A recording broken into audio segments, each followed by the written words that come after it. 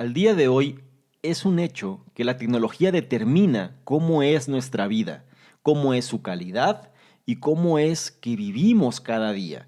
Nos hemos hecho de alguna manera muy dependientes de la tecnología. Hoy forma parte de nuestro ritual diario quizá acceder a plataformas como Facebook, a Google, a YouTube, entre muchas otras.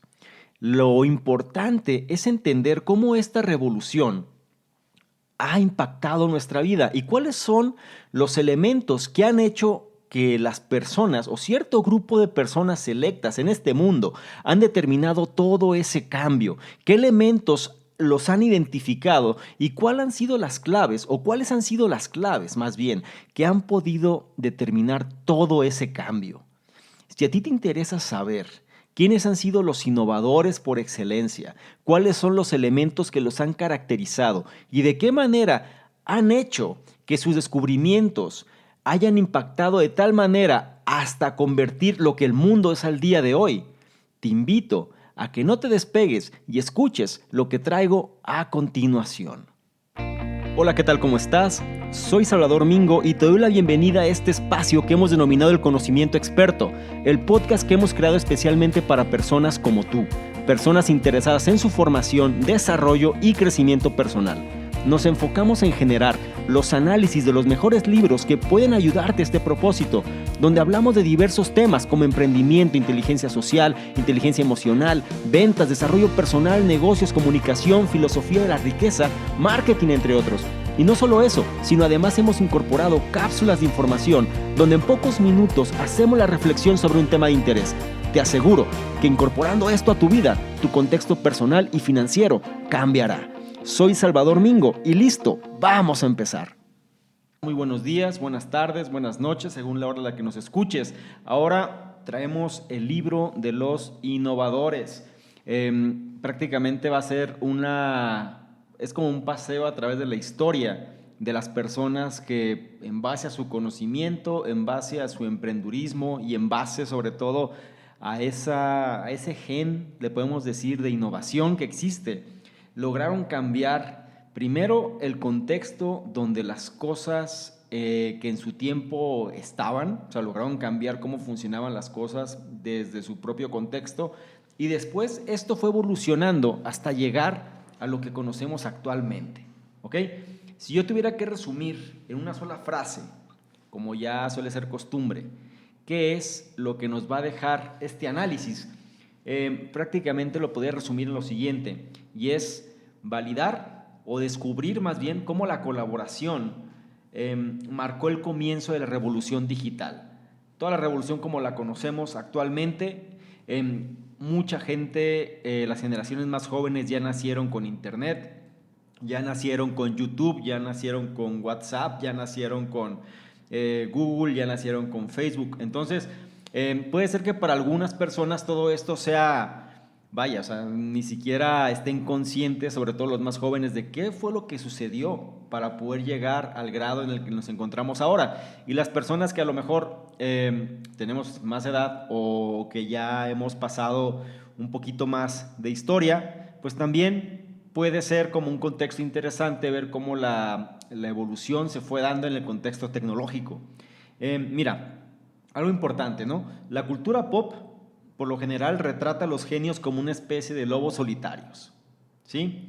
Que hicieron grandes descubrimientos, que conmocionaron al mundo y se vieron inmersos en teorías y experimentos radicales. Así es como la cultura pop es la cultura actual. ¿Cómo lo refleja, no? Lo refleja, perdón.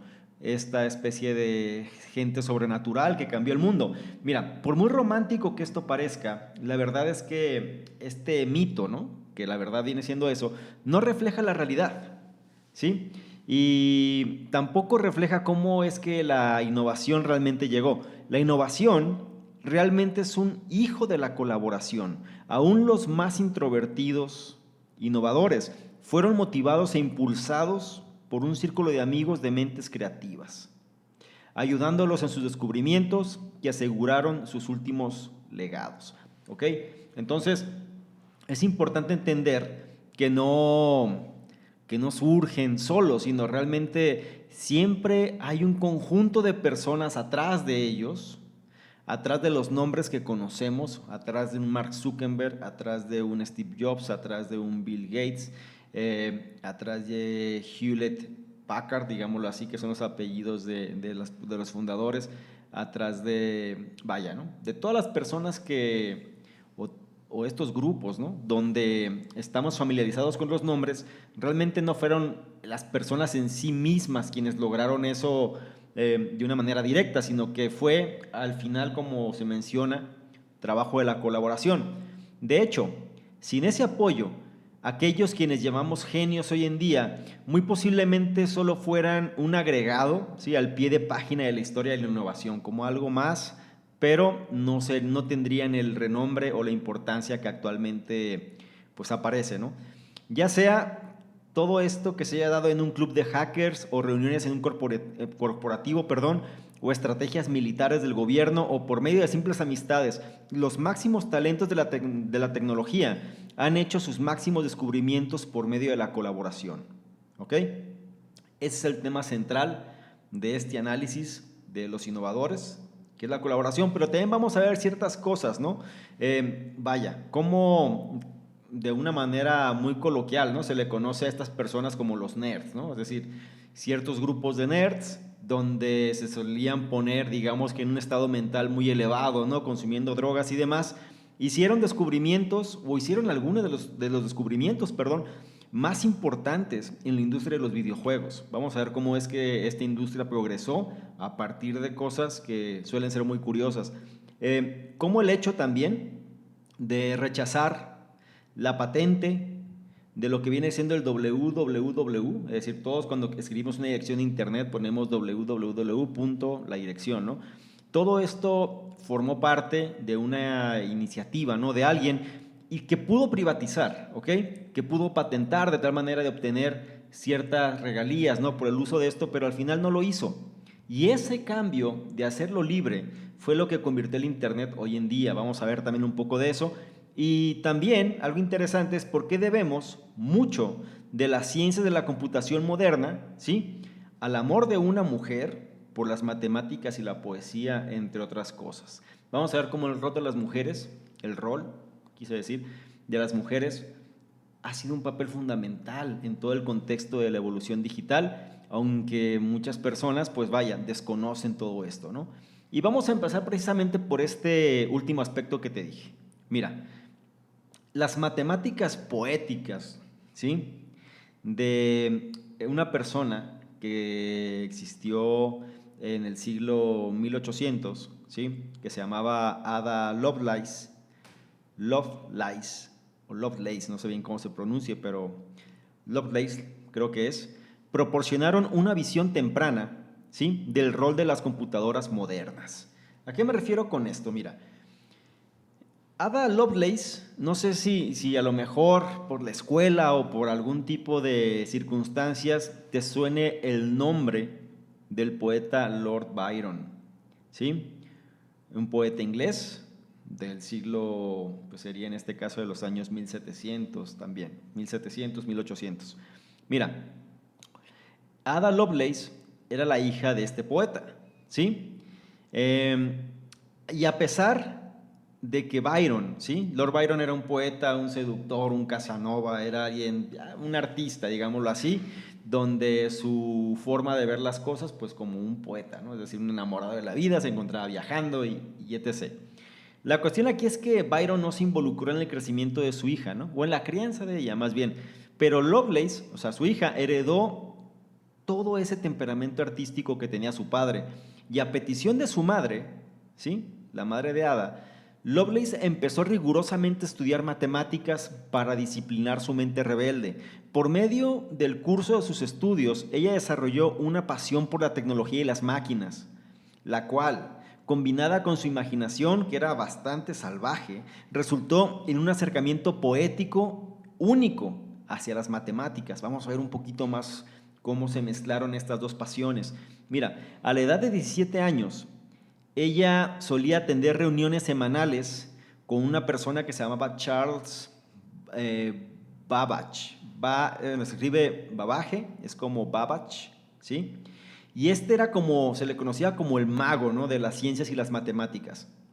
En estas reuniones, ¿sí?, eran una maravilla, ¿sí?, con lecturas, prototipos mecánicos, telescopios ya configurados para observar las estrellas y fascinantes demostraciones de arreglos electrónicos y mecánicos. Ojo, estamos hablando del siglo XVIII, ¿sí?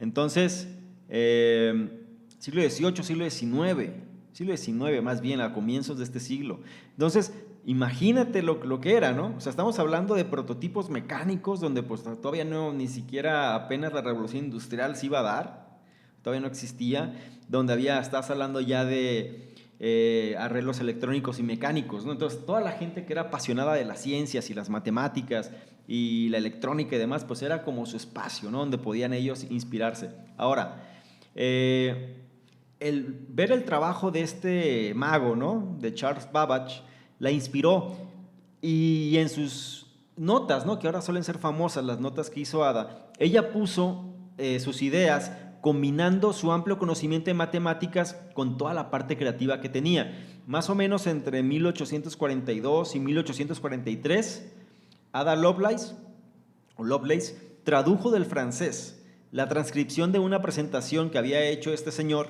Babbage a su máquina. Sí, una máquina que ella diseñó, que vamos a ver en qué consistía. Y ella le añadió, ¿no?, notas todavía pues más revolucionarias, ¿no? O sea, le mejoró, digámoslo así, la máquina que había generado Charles. Entonces, estas notas que ella tenía, o sea, las notas que ella había diseñado, describían a las computadoras como el contexto de computadora que entendemos el día de hoy. Y le decía que estas computadoras eran dispositivos que podían procesar música, patrones y poesía. ¿Ok? Entonces, las ideas de Lovelace fueron esencialmente una visión profética de la funcionalidad de la computadora, mucho más allá de los simples cálculos hechos por la máquina analítica de Babbage. O sea, este señor había generado su máquina que procesaba, digámoslo así, ¿no?, como una calculadora rudimentaria.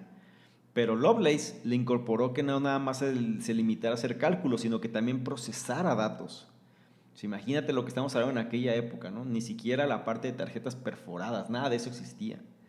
Pero ella podía haber introducido los primeros patrones de programación, digámoslo así, para empezar a procesar cierta información para que hiciera o generar un resultado a partir de la misma.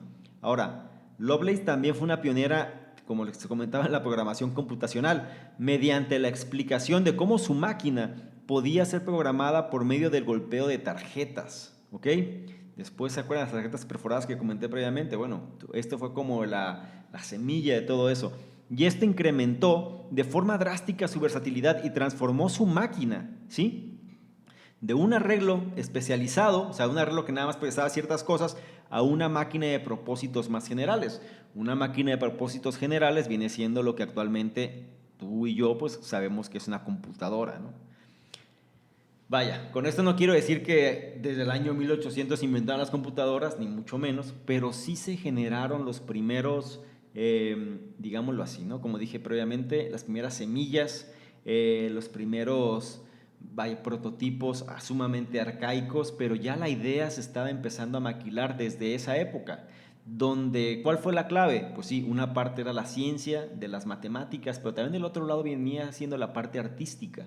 Entonces, Ada Lovelace se le puede considerar como la mujer, la pionera de cómo su mentalidad revolucionó lo que hasta nuestros días viene siendo toda la parte de tecnología. Entonces, es interesante entender cómo desde esos momentos ya se podía, dicho de alguna forma, contemplar, ¿no?, cómo el mundo iba a empezar a evolucionar. Vamos a ver ya un poco más a detalle ciertas cosas. Este análisis puede decirse que de una manera cronológica lo que vamos a ir viendo, ¿no? Vamos a verlo de una manera cronológica. Empezamos desde lo más, pues vaya, ¿no?, lo primero que ocurrió, que viene siendo lo que acabamos de contar, y de ahí vamos a ir yendo hasta, pues prácticamente, hasta donde estamos en la era actual, ¿no? Entonces, el siguiente punto que vamos a ver aquí trata precisamente cómo la computación moderna, o sea, realmente no floreció de una mente solitaria, sino del resultado de muchas inspiraciones. Mira, tomó cerca de 100 años desde la visión de Babbage de una computadora, ¿sí?, junto con Ada Lovelace, antes que los avances de la tecnología pudieran hacer posible construir una. O sea, pasado un siglo desde la iniciativa que tuvo Ada Lovelace junto con el mago de las ciencias Babbage, para poder generar el primer prototipo de computadora. Mira, en 1937, 4 elementos clave ayudaron a definir cómo la computadora moderna aparecería.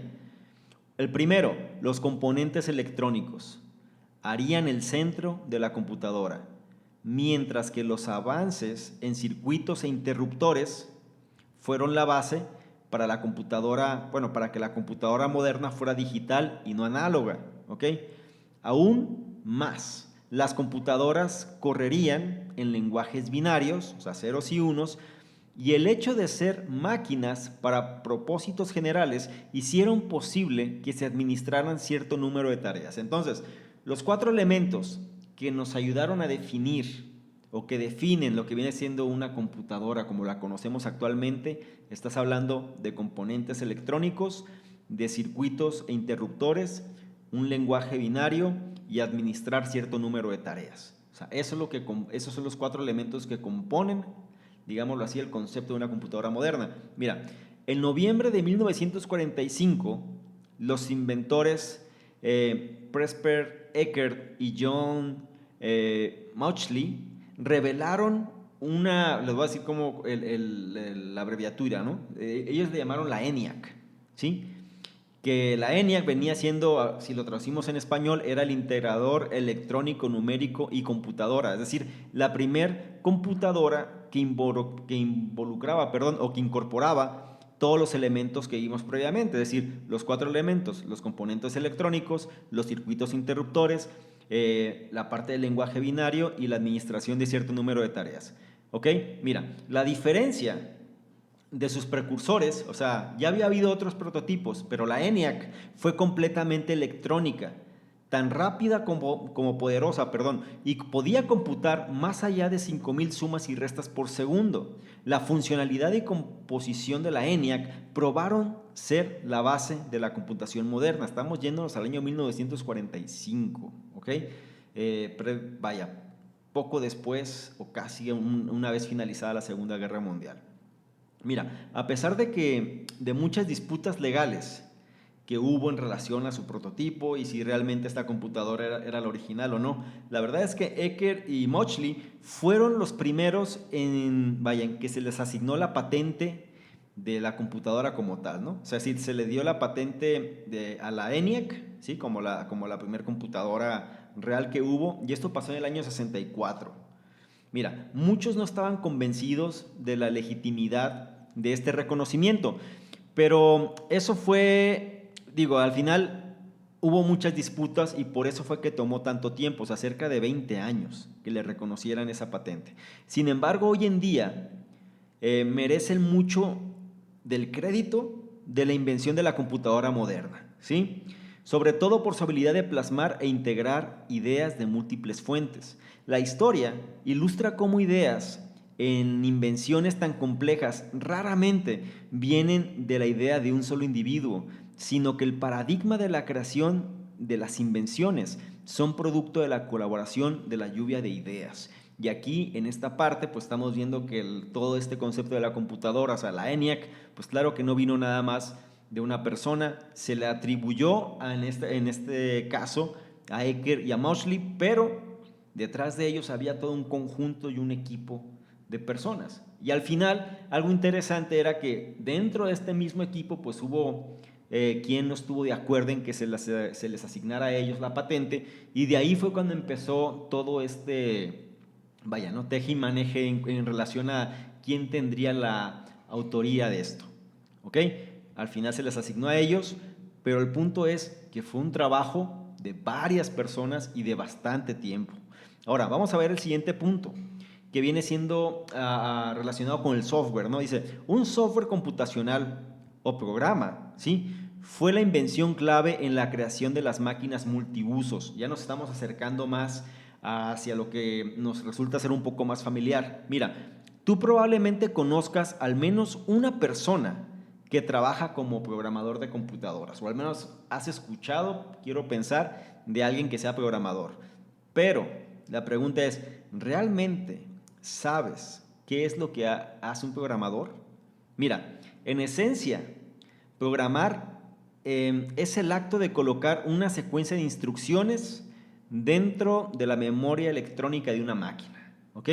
O sea, tú le generas instrucciones o tú defines las instrucciones que la máquina debe procesar para obtener un resultado en relación a lo que tú le estás solicitando. Ahora, una verdadera computadora como la que visionó en aquel entonces Ada Lovelace, debería ser capaz de realizar cualquier operación lógica, ¿ok?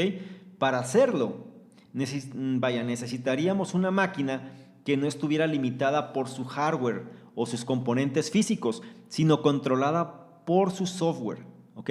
Las instrucciones que le digan cómo manejar su funcionamiento. O sea, se trata que no fuese una máquina totalmente estática en relación a un propósito definido, sino que pudiera procesar cierto número de instrucciones que se pudieran, de alguna manera, en inglés sería customizar la palabra, en español sería como que se pudieran adaptar o que tú los pudieras establecer según el criterio que tú necesitaras para que la máquina pues hiciera todo ese trabajo, ¿no? Ahora, vamos a ver el nombre de una persona que va a ser bastante relevante en todo este contexto. Y este es el nombre, Alan Turing, un matemático y filósofo británico, trajo el concepto de la programación en el año 1948 y escribió lo siguiente. Dijo, en lugar de tener muchas máquinas especializadas en hacer diferentes trabajos, sería mejor tener una sola máquina programada para hacer todas las operaciones necesarias. ¿Ok? Digamos que de ahí surgió la idea que les decía previamente, donde a partir de un solo aparato se pudiera generar todo lo que se requiriera del mismo. ¿Ok? Otro dato interesante, durante la Segunda Guerra Mundial, una mujer jugó un rol crítico en el desarrollo de la programación. Ella fue la oficial naval y pionera en programación Grace Hopper.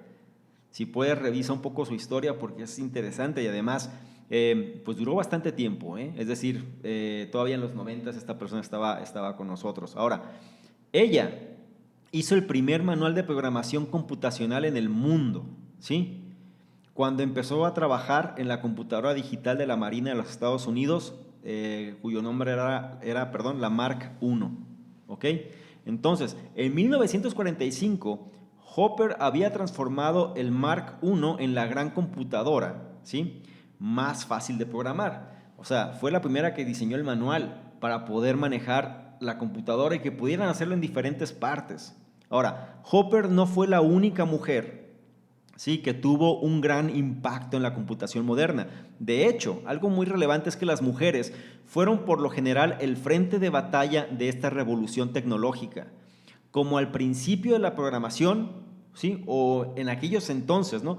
La programación era una tarea muy repetitiva y se necesitaba de cierta destreza, ¿no? Cierta destreza manual que consistía en su mayoría en intercambiar cables, resetear interruptores, y esas tareas por lo general eran asignadas a mujeres.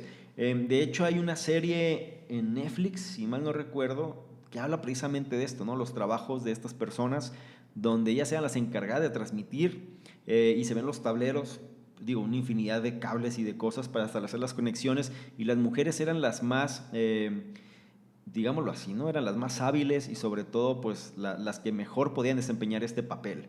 Y esto hizo que pronto la programación computacional fuera tan importante como su hardware. O sea, ya no eran las máquinas como tal, sino más bien la capacidad de lo que podían generar al momento de ser programadas.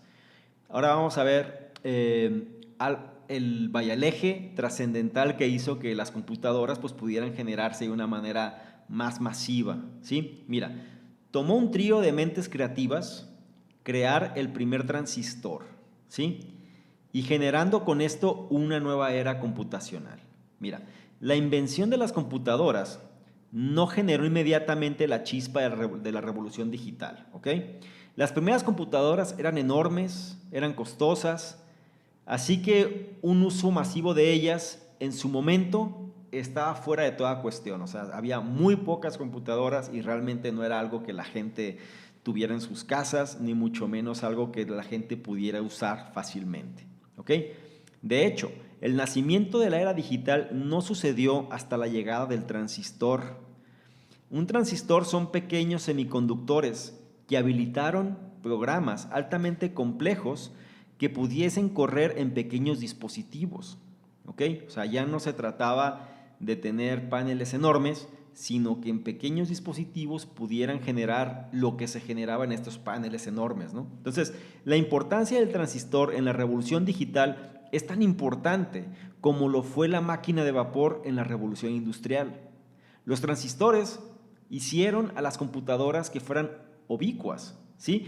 Es decir, que permitiéndonos colocar un poder de procesamiento serio dentro de las computadoras pequeñas, en las calculadoras y lo que ahora conocemos también como reproductores de música y teléfonos y demás, ¿ok? Fue gracias a estos pequeños dispositivos, ¿sí? En 1939, el físico William Shockley de la compañía Bell Labs concibió la idea de usar semiconductores en lugar de los incómodos tubos de vacío, que hasta ese punto habían sido la forma estándar de proveer poder a las computadoras. ¿Ok? Ahora, finalmente, el 16 de diciembre de 1947, después de años de colaborar en experimentos y teorías, junto con sus colegas Bardeen y Brattain, o Brattain más bien, lograron colocar, y esta es la parte clave, ¿no? Que lograron colocar todas las partes que componen un semiconductor en un pequeño espacio, lo que generó el primer transistor, ¿ok? Entonces, para ir entendiendo un poquito esto, ¿no? Se tenían tubos de vacío al principio que eran enormes. Después, estos tubos de vacío lo lograron colocar en semiconductores, ¿sí? Esto precisamente para evitar ya vaya, ¿no? Tanto espacio del procesamiento que se tenía que hacer. Y después llegó el transistor, que el transistor, ¿en qué consiste? Pues en colocar todas las partes que componen un semiconductor, ¿sí? Todo, pero en un espacio mucho más reducido. Y ese fue el transistor. Por sus esfuerzos, este trío, ¿sí? Estamos hablando de Shockley, junto con Bardeen y Brattain, que fue galardonado al premio Nobel, en el año 1956. ¿Ok? Para que lo tengas como referencia y como dato. O sea, estamos hablando ya que en el siglo pasado, pues bueno, todos los cambios significativos se empezaron a dar. Hay que entender por qué, ¿sí? Hay que entender la historia de las cosas para que... ¿Cuál es la intención de entenderlo? Pues simplemente para estar...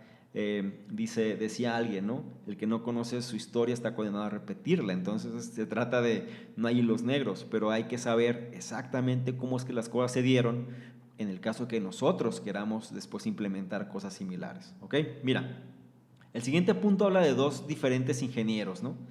Donde llegaron con la idea del microchip casi de manera simultánea. Vamos a ver exactamente a qué nos referimos con el microchip y cómo se relaciona esto con los semiconductores, los transistores y demás. O sea, todo esto es la parte de la revolución electrónica en el contexto tecnológico. Mira, con el 10º aniversario del transistor, ¿sí? Vino un nuevo y creciente problema, que fue la tiranía de los números. Vamos a ver a qué nos referimos con esto.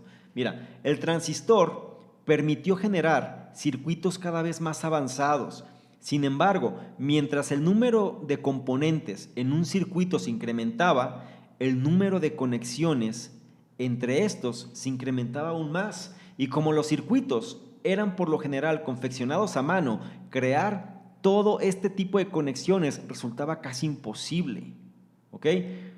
O sea, conforme las cosas avanzan, se suelen hacer más complejas, son más robustas y se necesitaba de mayor capacidad para poder manejarlas. Ahora, la invención del microchip fue el responsable de resolver este problema. Y más interesante aún es que dos científicos independientes entre sí llegaron a este concepto casi al mismo tiempo. Mira, en el verano del 58, de 1958, Jack Kilby de Texas Instruments, esta compañía que actualmente está un monstruo en la parte de la tecnología, perdón, comenzó a trabajar en un proyecto para construir circuitos electrónicos aún más pequeños cuando tuvo la idea de manufacturar, ¿sí?, por fuera todas las partes que componen un circuito en la misma pieza de silicón, en lugar de ensamblar diferentes partes, ¿ok? O sea, todo lo hizo dentro de la misma pieza de silicón en lugar de estar ensamblando diferentes piezas de silicón, vaya, ¿no? Para complementar lo mismo. A partir de esta idea nació el microchip, un logro por el cual Kilby fue galardonado con el premio Nobel, ¿ok? Otra vez la tecnología y el premio Nobel. Ahora, solo unos meses después de la invención revolucionaria de Kilby, llegó una persona cuyo nombre es Robert Noyce. ¿Sí? Robert Noyce era cofundador de la empresa Fairchild Semiconductors e Intel. Actualmente esta empresa ya se le conoce como Intel y este es algo que ya estamos muy familiarizados. Descubrió que él podía, o sea, Robert Noyce descubrió que él podía usar unas líneas impresas de cobre para conectar dos o más transistores en la misma pieza de silicón. Su diseño, que fue más elegante, se convirtió en el modelo de todos los microchips futuros. ¿Ok? Ya no eran esas partes burdas, sino que al final todo quedaba dentro de una tableta o dentro de una pieza, ¿sí? Pero ya lo hizo más eficiente al incorporar precisamente las líneas impresas de cobre, ¿no? Ahora, ambos descubrimientos significaron que el proceso de construir y conectar circuitos puede ser automatizado, lo que eliminó las barreras que generaba el construir circuitos a mano y terminó con la tiranía de los números. Es decir, ya se pudo automatizar, ya se pudo sistematizar y ya no se requería de la parte del talento humano, de la parte humana, ¿no? Sobre todo la parte manual, para poder confeccionarlos. Algo importante aquí, el ingeniero Ted Hoff, ¿sí?, expandió aún más allá todo esto, ¿no?, las posibilidades computacionales cuando realizó una mejor solución en el diseño de los microchips con una variabilidad de funciones, ¿ok? Ted Hoff fue la persona. Y en el año 71, en el año 1971, él creó un chip de propósitos generales al cual llamó el microprocesador, ¿ok? Y hemos visto cómo fuimos cambiando, ¿no? De qué manera empezamos a irnos desde lo que era previo al transistor, que eran los semiconductores, los tubos de vacío, llegas al transistor, después llegabas al microchip, ¿sí? Y ahora estás hablando del microprocesador, el cual podía ser programado para ejecutar una amplia variedad de tareas. Si se dan cuenta, cada vez hay una relación o una proporción. ¿Cuál es la proporción? Cada vez son más pequeñas las cosas, pero son más eficientes, ¿ok? Son más poderosas, son más potentes, y eso es algo que al día de hoy se sigue manifestando constantemente. Ahora, los microprocesadores son encontrados en todo tipo de dispositivos inteligentes, desde una cafetera hasta las computadoras personales más eficientes, ¿no? O sobre todo las que están más a la vanguardia. Ahora vamos a irnos un poco más en el tiempo y vamos a llegar a la parte de los 60, los 70, con los hippies, los hackers y todo esto, ¿no? Mira, fue este grupo de personas, entre los hippies y los hackers de los 60 y 70, quienes combinaron visiones para crear la computadora personal. Los primeros visionarios imaginaron la computadora personal desde el año 1945, pero realmente tomaría 3 décadas, o sea, 3 décadas más o otras 3 décadas antes que las computadoras se convirtieran en productos masivos en lugar de herramientas para investigaciones. La revolución de la computadora personal comenzó a mediados de los 70s, cuando genios tecnológicos y emprendedores disruptivos a la cultura de la época se unieron y tomaron con seriedad sus retoques a la computadora. Y aquí vamos a ver nombres que ya son muy conocidos por todos. Mira, Steve Jobs combinó dos mundos. Él era un visionario disruptivo entusiasta de la cultura, así como un hacker habilidoso, ¿ok? Ese era su perfil. Y en conjunto con Steve Wozniak, ¿ok? Que era la parte de la mente creativa, bueno, no la mente creativa, sino la mente maestra en la cuestión de pues toda esta parte de ingeniería, de electrónica, de programación y demás. Ellos dos fueron de construir dispositivos casi de broma, ¿sí? Que podían engañar al sistema de telefonía para hacer llamadas de larga distancia gratis. Llegaron de construir eso, que era algo ilegal, ¿no? Pero podían burlar al sistema de telefonía. Hicieron eso, pero pasaron de hacer eso, me refiero a fundar la compañía Apple Computer, que creo que es reconocida por todos, ¿no? Mira, Jobs y Wozniak, ambos asistían a las sesiones del club de computadoras, donde intercambiaban ideas y sus pensamientos disruptivos encajaban perfectamente. Fue ahí cuando el par, o sea, con estas dos personas, tuvo la oportunidad de ver por primera vez la computadora personal que se llamaba la Altair 8800, que fue inventada por Ed Roberts.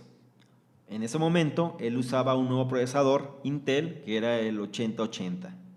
Él creó una computadora que, mira, a pesar de su gran tamaño, falta de memoria, que no tenía teclado o cualquier otro dispositivo de entrada, perdón, era algo que cualquier otro tecnólogo podía hacer y poseer, ¿sí? Cuando la Altair 8800 salió al mercado en enero del año 1975, la gente se volvió loca literalmente. La compañía MITS, fue quien la produjo y quedó asombrada y rebasada por la cantidad de órdenes recibidas. Dicha computadora tenía un costo de $397 en aquel momento. Y era una computadora que no tenía nada, es decir, no había teclado, no había mouse, no había monitor, o sea, era el puro procesador. ¿Ok?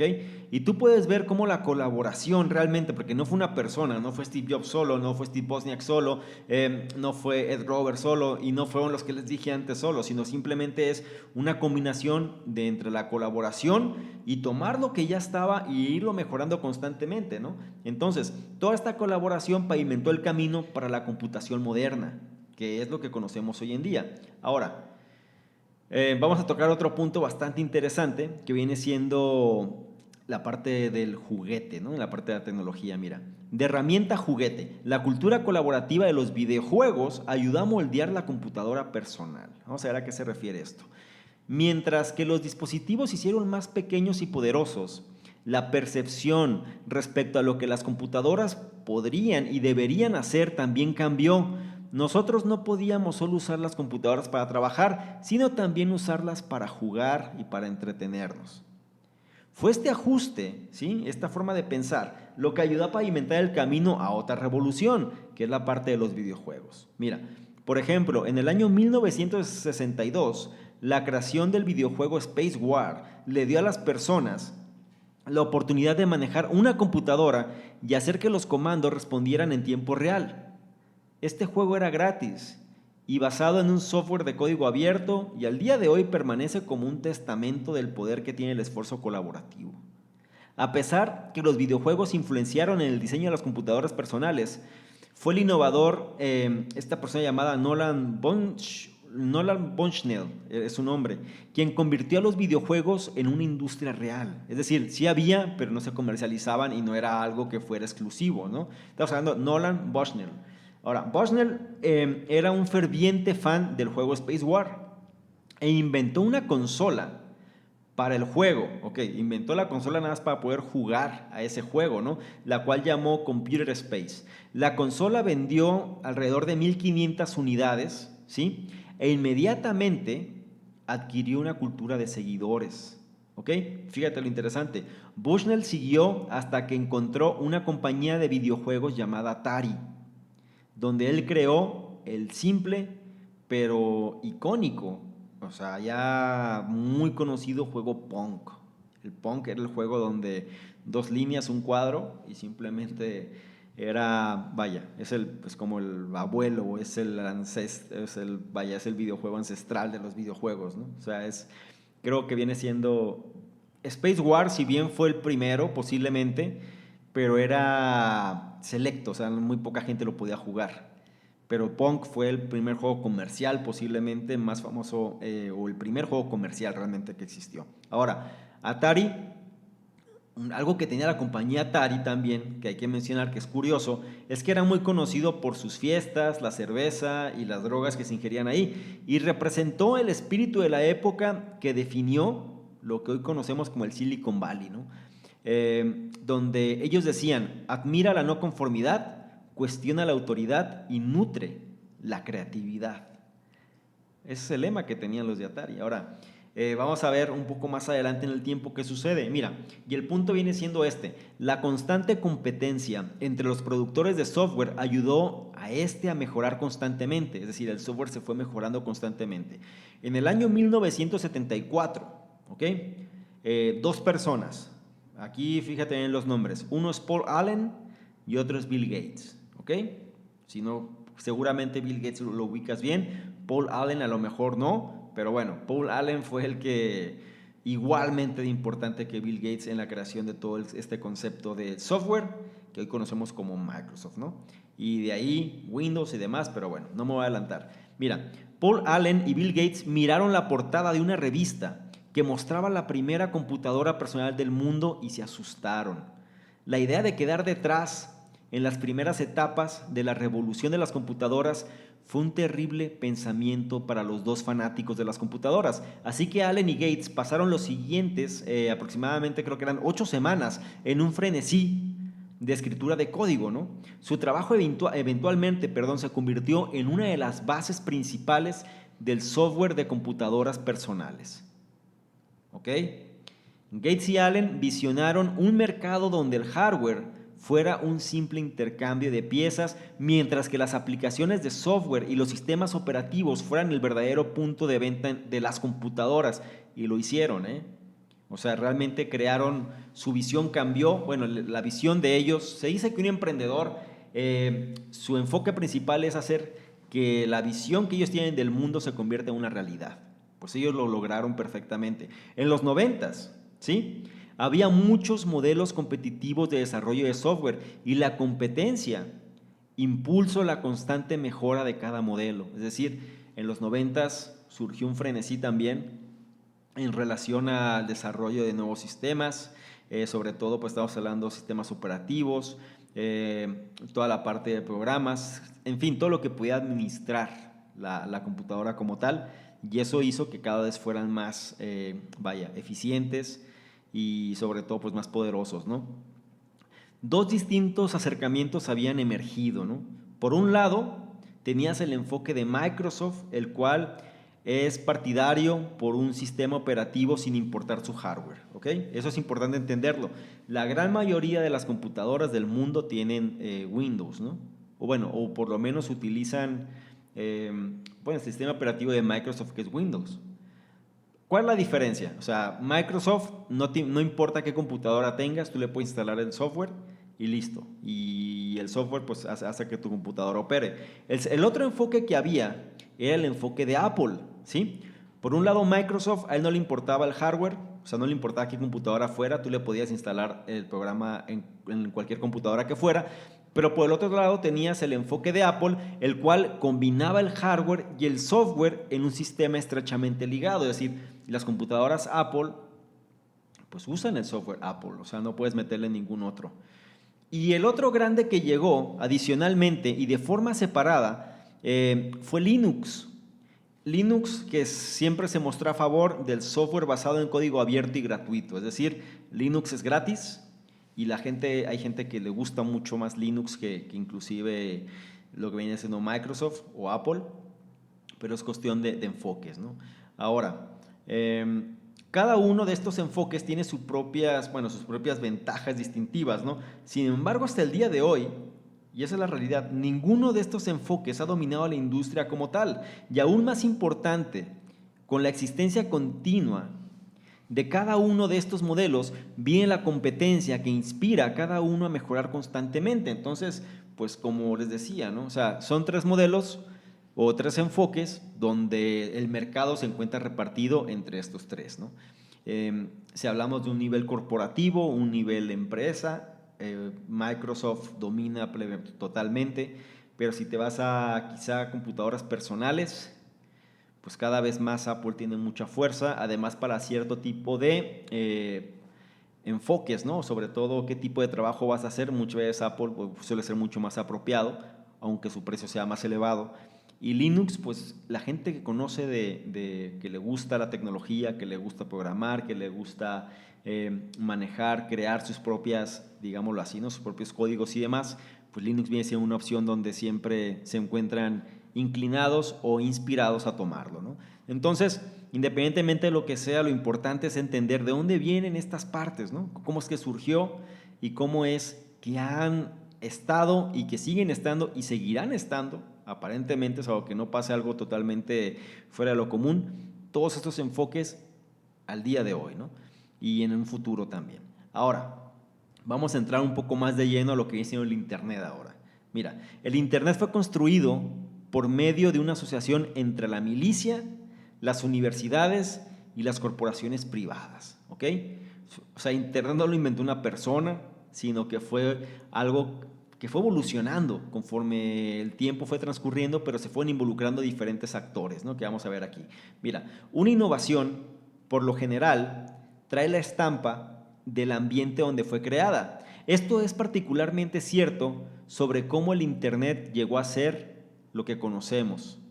Mira, el Internet fue creado por medio de un esfuerzo puramente de colaboración entre la milicia de los Estados Unidos, las universidades y las corporaciones privadas. Aquí vamos a ver algunos nombres, mira. El profesor Vannevar Bush fue el individuo que trajo, vaya, que este señor, Vannevar Bush, fue como el ente, ¿no? Fue como el vínculo de estos tres grupos, la milicia, la universidad y las corporaciones privadas. ¿Por qué? Ya que era, en primera instancia era decano de ingeniería del MIT, de la Universidad de Estados Unidos, también era cofundador de la compañía de electrónicos Raytheon, así como uno de los máximos administradores de la ciencia militar de los Estados Unidos en la Segunda Guerra Mundial. En el año 1945, Bush publicó un reporte donde argumentaba al gobierno o trataba de hacerle ver al gobierno una forma donde se pudiera fondear una investigación básica en conjunto con universidades e industrias para asegurar la seguridad militar y económica de los Estados Unidos. Dicho de otra manera, Internet surge como un medio de protección, ¿sí?, hacia Estados Unidos en cuestión militar y económica. Hubo tres personas fundamentales, ¿sí?, que dieron origen al concepto de lo que es el Internet hoy en día. El primero de ellos fue su nombre, bueno, J.C.R.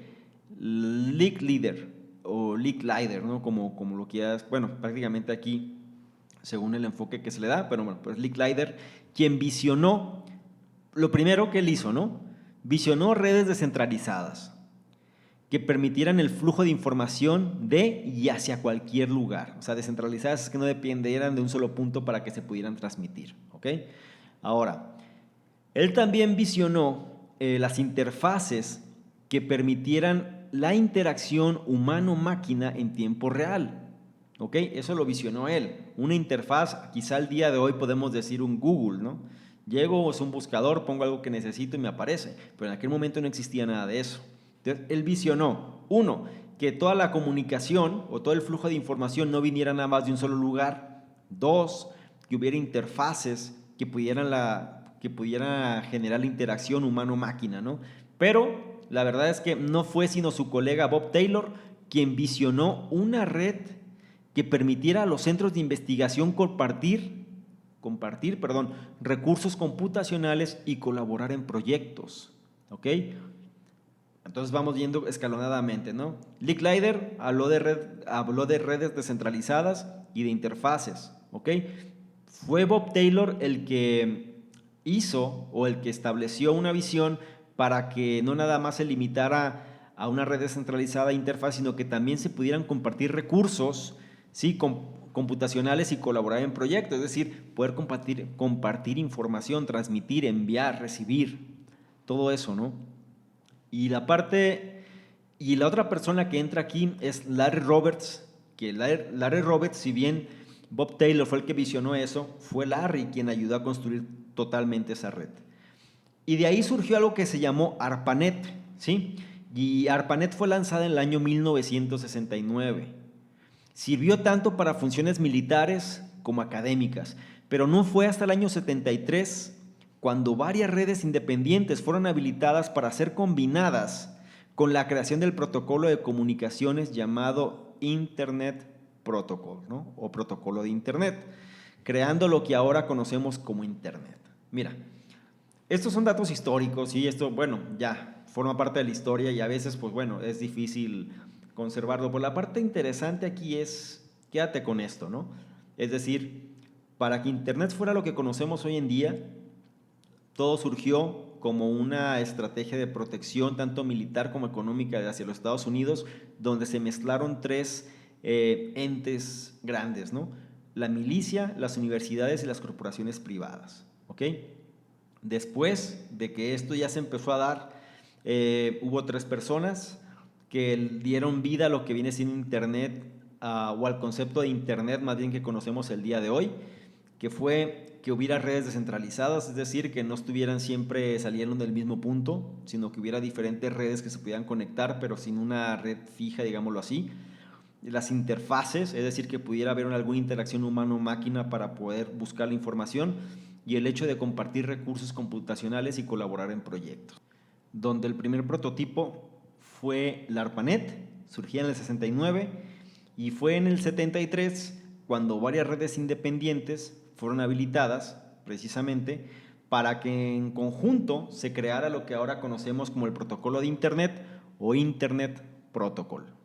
Ahora, algo importante que hay que entender es que antes el Internet pues no era público, ¿no? De hecho, hasta que no se establecieron ciertas políticas gubernamentales, las cuales fueron articuladas de manera muy cuidadosa, permitieron la apertura de Internet al público. Mira, a pesar que la computadora personal y el Internet fueron concebidos casi al mismo tiempo y con el mismo espíritu, emprendedor en ambos casos, el desarrollo de cada uno de estos tomó distintos caminos. Mira, una razón de esto fue que el Internet no fue un recurso público inicialmente, a diferencia de lo que eran las computadoras personales, y solo aquellos conectados a una institución educativa o de investigación tenían acceso. Yo recuerdo previamente en aquellos años de los 90, donde para poder acceder a Internet, pues nada más lo podías hacer bajo ciertas instituciones, ¿no? En ese tiempo también el correo electrónico y las primeras comunidades en línea fue cuando se crearon. Inicialmente el público no podía tener acceso a Internet, esa es la verdad. Y no fue hasta la invención del módem, el cual permitió a las computadoras personales el acceso a las redes globales por medio de líneas telefónicas. Ahora, una cosa lleva a la otra, ¿no? Es decir, muchos de nosotros nos familiarizamos con el módem, pero una vez que ya el Internet era abierto, era público. Antes, en los inicios, pues realmente sí había un módem que te permitía. El módem era este aparato donde tú lo conectabas a la línea de teléfono y cuando querías conectarte a Internet, pues desconectabas la línea de teléfono y cuando querías hablar por teléfono, pues desconectabas el Internet, ¿no? No podías tener los dos al mismo tiempo. Ahora, pero antes ni siquiera había compañías o las compañías no estaban habilitadas para ofrecer servicios. Entonces realmente nada más eran un segmento bastante exclusivo los que podían acceder a esta red global. Sin embargo, un conjunto de leyes, o realmente la razón por la cual esto no se daba es porque había un conjunto de leyes confusas y ciertas regulaciones que limitaban a las compañías comerciales, proveedores de este tipo de servicios como América Online, por ejemplo, tener clientes que estuvieran fácilmente conectados, ¿no? Antes de que Al Gore fuera electo vicepresidente en el año 92, Al Gore fue quien estuvo durante la presidencia de Bill Clinton y fue el vicepresidente. Él escribió el pasaje denominado Acto 1991, Computación y Comunicaciones de Alto Rendimiento. Al final todo este nombre así largo se le conoció como el Acto Gore, ¿sí? Y el Acto Gore lo que hizo fue que minimizó las barreras para la entrada de Internet en las comunicaciones, con el objetivo principal de establecer una infraestructura de información nacional, ¿sí? El cual permitiría a los servicios comerciales más adelante, o sea, a estas compañías que eran proveedores de servicios, desarrollar conexiones hacia Internet y hacerlo más accesible de forma general para el uso público. O sea, el Internet como lo conocemos actualmente, se podría decir que fue gracias a Al Gore, ¿ok? Y Al Gore siempre ha sido una persona muy caracterizada por como un activista social, ambiental y demás, ¿no? Mira, los esfuerzos del vicepresidente Gore permitieron, bueno, del ex vicepresidente Gore, permitieron la siguiente fase de la revolución digital, donde las computadoras se convirtieron en herramientas tanto de creatividad personal como para la colaboración. Ahora, no creas que las cosas eran así nada más como ya fáciles, ¿no? O que ya estaban como las conocemos actualmente. Previamente el hecho de que alguien pudiera estar en internet era bastante complejo. Entonces, no creas que una página era nada más, ya te metías y veías toda la información. Realmente tenías que ejecutar comandos, tenías que ejecutar ciertos lenguajes, ¿no? Para poder acceder a la información que alguien subía, ¿no? O alguien estaba, los que ya estaban dentro de internet podían mostrar. Fue hasta la aparición de un hombre, ¿no? Que se llama Tim Berners-Lee, que fue el talento, ¿no? Lo que hizo o lo que concibió lo que ahora conocemos como el World Wide Web o la WWW, ¿no? Es decir, todo este protocolo de comunicación. Mira, a pesar que los módems y los servicios en línea hicieron posible a casi cualquiera acceder a Internet, los primeros usuarios realmente se encontraron perdidos en la jungla técnica, ¿sí? Que se encontraba sin un camino claro para navegar. O sea, no se podía navegar bien, la verdad, no como lo hacemos actualmente. Para la mayoría, el Internet cuando comenzó era demasiado complicado para tener sentido. Y la verdad es que este advenimiento de la WWW o la World Wide Web, el cual llegó prácticamente por los esfuerzos de Tim Berners-Lee, cambió todo esto. Mira, por medio de la combinación de Internet y el hipertexto es lo que conocemos ahora, ¿no? O sea, las frases, las palabras, contexto, letras, números, toda esta cuestión del hipertexto, donde le haces un clic al momento que pones algo que quieras buscar, manda al usuario a otra pieza de contenido relacionada a eso que habías escrito, ¿no? Entonces, Berners-Lee dirigió en esta parte la realización de su visión a una web aún mayor y evolucionada de fácil acceso a la información. Ahora ya podías acceder a toda la información simplemente buscando algo particular en los navegadores, ¿no? Aquí entra otra persona cuyo nombre era Robert Cailliau, si mal no recuerdo, el cual era un ingeniero belga, ¿no? Que trabajaba en la Organización Europea de Investigación Nuclear, cuyas siglas eran la CERN, CERN. Y él ayudó a Berners-Lee al propósito que él tenía de hacer todo esto de realidad, ¿no? Una forma fácil acceso, o sea, una forma de fácil acceso a Internet donde las personas pudieran encontrar lo que estaban buscando de una manera mucho más sencilla. Ahora, y fue mientras la administración del CERN, o sea, cuando estaba en esta compañía, la cual estaba subsidiando, digámoslo así, la investigación de Berners-Lee, ellos habían esperado inicialmente contar con la patente, ¿no? La patente de la triple W. Pero Berners-Lee creyó que sería mejor que la World Wide Web, o sea, la WWW, debería permanecer gratis y abierta, es decir, que fuera de uso libre para todos. ¿En función de qué? De que se lograra dispersar y empezar a evolucionar. La verdad es que Berners-Lee confió en su convicción de que una red, o sea, una web gratuita, es una mejor red y es lo que permitió que se volviera lo que él visionó, que viene siendo una plataforma de colaboración y para compartir información. ¿Ok? Bien, pues prácticamente esto es todo en este análisis y me gustaría cerrar con lo siguiente. Mira, nuestra era digital es el resultado de los esfuerzos de una larga lista de colaboradores quienes compartieron y exploraron sus grandes ideas en conjunto, desde contribuciones visionarias en programación como Ada Lovelace en 1840 hasta las radicales innovaciones de nuestros tiempos. Todos los grandes movimientos tecnológicos han sido producto de la energía colaborativa. Y con esto prácticamente damos fin a este análisis. Espero que te haya gustado, espero que hayas aprendido, espero que si tenías alguna idea o sobre todo a las personas que nos gusta emprender, que nos gusta innovar, que nos gusta hablar de todos estos temas, que nos gusta, nos apasionamos, ¿sabes? Con la tecnología o que vamos buscando siempre nuevas maneras de hacer negocios y otros tipos de temas.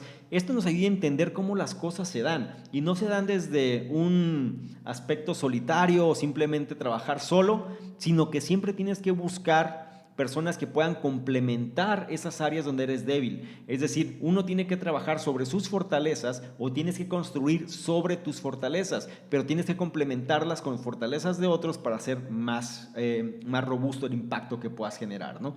El error número 1 es caer en el ego y sobre todo pensar que uno lo sabe todo, porque la verdad no es así. Es mucho más cansado, mucho más estresante y muy posiblemente no logres alcanzar el impacto que podrías generar cuando trabajas por medio de la colaboración. Así que es el mensaje que te dejo. Espero que hayas disfrutado este análisis y nos vemos en el siguiente. Y no olvides, cada día mejora un poco más y sé una mejor versión de ti. Nos vemos en el siguiente análisis. Me despido. Chao. ¿Quieres ganarte alguno de los bonos del programa Conocimiento Experto? Bonos tales como análisis escritos, videos, capacitaciones masterclass, incluso estrategias de apalancamiento de capital, negocios por internet, sistemas de afiliados, branding personal, en fin, todo lo que necesitas tanto para hacer crecer tu negocio o emprendimiento, así como tu desarrollo personal. Si es así, esto es lo que requiero que hagas. Número 1, regístrate al podcast, ya sea que estés en iTunes, iVoox o cualquier otro. Y número 2, deja un comentario que nos ayude a mejorar y aporte valor a la comunidad. Si es así, nosotros de manera aleatoria vamos a escoger cuál de ellos es merecedor de los bonos. Entre más participes, es un hecho que más vas a recibir. Si quieres saber más sobre todo lo que hacemos, dirígete a la página de salvadormingo.com, donde encontrarás, además de los análisis, el blog, los programas que realizamos e incluso distintos proyectos que estamos ejecutando. Todo esto para apoyarte tanto en tu formación personal, así como en el desarrollo de tu emprendimiento o negocio.